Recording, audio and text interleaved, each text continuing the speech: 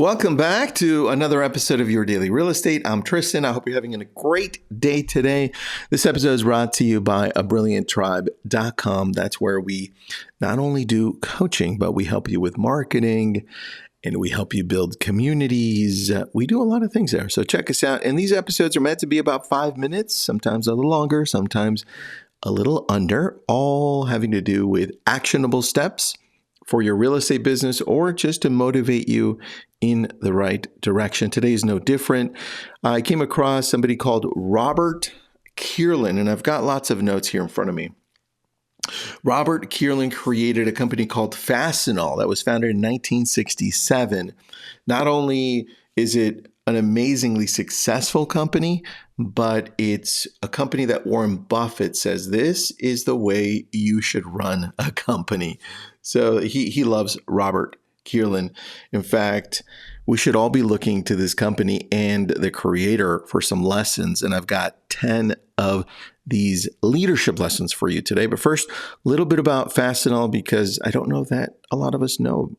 Here it is. Fastenal was founded in 1967 by Robert Kierlin in Winona, Minnesota. Initially, the company focused on selling nuts and bolts through vending machines.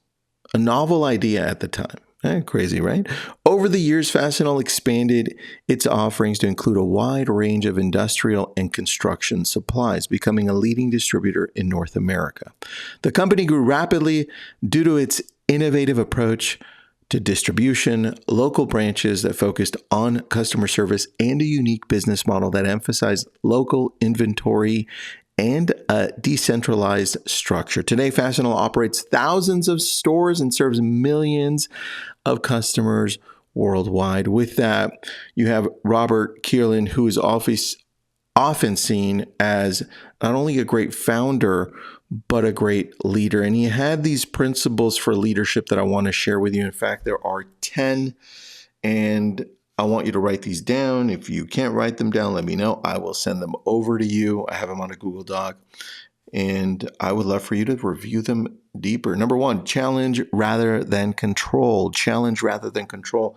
We've got to encourage innovation in our companies, in our business, innovation and problem solving.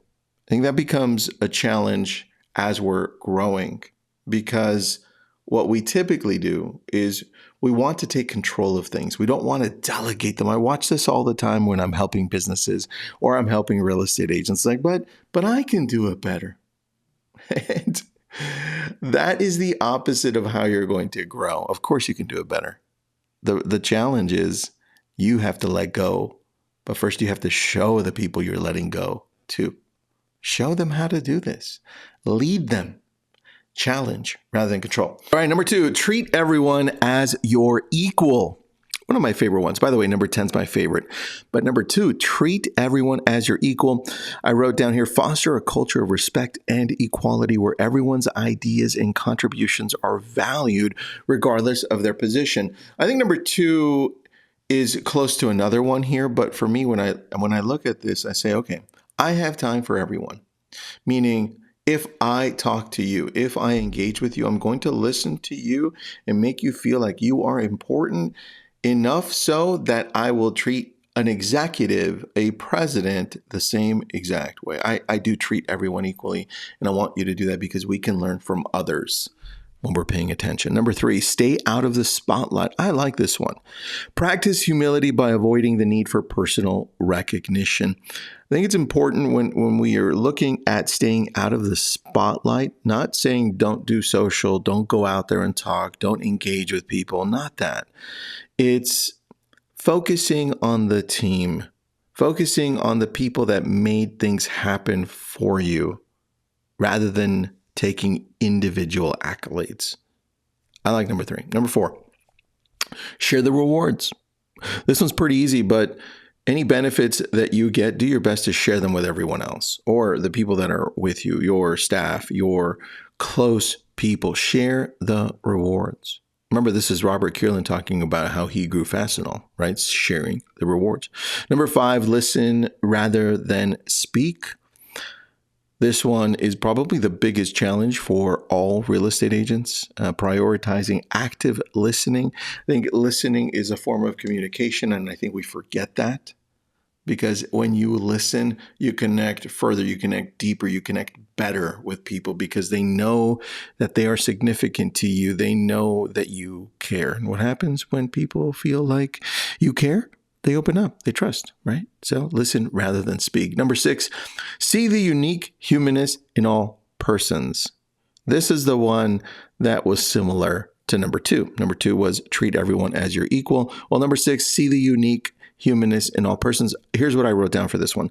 Recognize and appreciate the individuality and humanity of each person, understanding that everyone brings something unique to the table. For me, it's talking to people and knowing that I can learn from everyone because I do feel that and I do see that. In fact, it's that ability that has allowed me, that's why I love what Robert says here. It's that ability that has allowed me to take in new ideas and to see the world differently, to be able to scale and grow. It's like, oh, I didn't even think of that.